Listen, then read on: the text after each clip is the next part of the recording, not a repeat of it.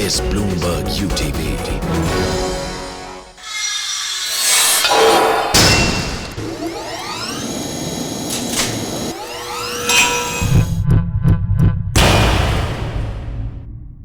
This is Talkback. I'm Hindol Sengupta. Returning on my show, he has a new big book. It's called The Rediscovery of India. A person we've sometimes called the granddaddy of cool, economist, historian, politician, Lord Meghnad Desai. Meghnad Desai, welcome to the show once again. Delighted, of course, to have you back. Thank you very much. I'm delighted myself. Thank you, Hindol. Yeah. A wonderful new book. Let me then begin by asking you, at a moment, so much of your book is understanding the underlying strains of what constitutes the word Indian. Post-downturn, in a world where India wants to surge forth, is the idea of inclusive growth going to be a defining epochal moment perhaps for the next 25 years? Or is it merely an economic blip in the radar? No, I think in a formula of inclusive growth is almost a central message of Indian nationhood, because even more than the founding fathers realized, India is an amazingly diverse country, more diverse than Europe. And no other country this varied, this multi-religious, multilingual, multi-regional, no other country has succeeded with this size being a democracy. And for 62 years, India has now succeeded. One thing it was always lacking was a program for taking all its citizens along the economic growth path. If inclusive growth can be kept on track, that will further strengthen India, because India will not only just be the size of its population, but the quality of its population. The other big question then, at a time when we are sitting in a time of ever-increasing inflation, a food crisis perhaps looming, the big question to ask, are you also, like many other economists, Jeff Sachs was on the show, Ajay Chibber earlier this week, are you also beginning to spot Asian bubbles, not just in India but across Asian economies? No, I'm more confident. I think India's current inflation is just a instance of bad policy. Bad and careless policy which did not clearly see the danger coming, although many people pointed out. 6 months ago it was clear there was going to be a drought, there's going to be a shortage, orders should have been placed to supply food, and I think that is a matter of incompetence. No, I think I'm more worried about China being a bubble than India being a bubble, because China is in a growth path which is very capital consuming, very capital inefficient. India is on a growth path where main obstacles are obstacles of will of the policymaker rather than of circumstances. Is there a fear then that going out of the downturn, the bubbles that are being created in Asia, not just in China but many other East Asian countries, will at some point impact India because of the volume of capital that's flowing into India?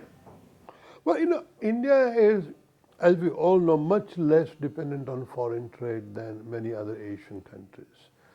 And so far it has been a successful model. And indeed, the recent downturn has validated that model more than anywhere else. If India continues to be sensible about its savings rate and about keeping the domestic economy happy with consumer growth, then I think India can actually provide a different kind of model of growth in which, yes, there is an export dependence on the margin, but it is not an export-driven economy. I always say China wastes its saving on having too much infrastructure. India is miserly about infrastructure, and that may be a better way.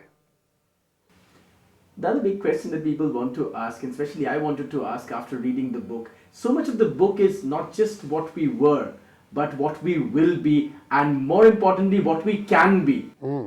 The big question is today, as I was saying, India seems to find itself in a strange position. Bad boy of foreign trade in some senses, isolated at Copenhagen, well, not quite, first isolated and then not quite, wanting to carry China along, but China perhaps a reluctant partner at best, Many people believe it should fear China. What will be India's role in the years to come? Is it going to be a fear-induced muscular economy, or can it actually be the pluralistic, taking people together sort of a country that allows it to bring a greater sort of holistic leadership? No, I think its brand success has been a pluralistic, inclusive democracy. What I think India now needs is self-confidence. Less fear, less paranoia that the whole world is about to beat India up and has no other concern. Less fear about pursuing what I thought were sort of second-rate causes like non-aligned movement and so on. India has got to get used to being almost a big power. And it's got to adapt its diplomacy to focus on the big issues, play like a big player, and not worry about the neighbors, not worry about what people will think, pursue its self-interest in an intelligent way, and not pay too much attention to dogma or ideology. So therefore, let me ask you, should we be scared of China? We should be wary of China, not scared of it. I don't think that India and China can go next 50 years into the future without worrying about each other.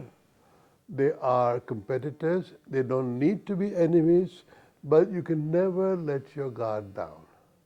You always have to have some insurance against China.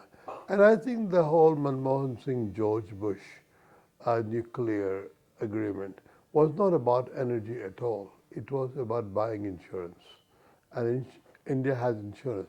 But India has to believe in and what India now has double insurance because it has also signed a similar pact with Russia, which in fact gives it even more greater strategic depth.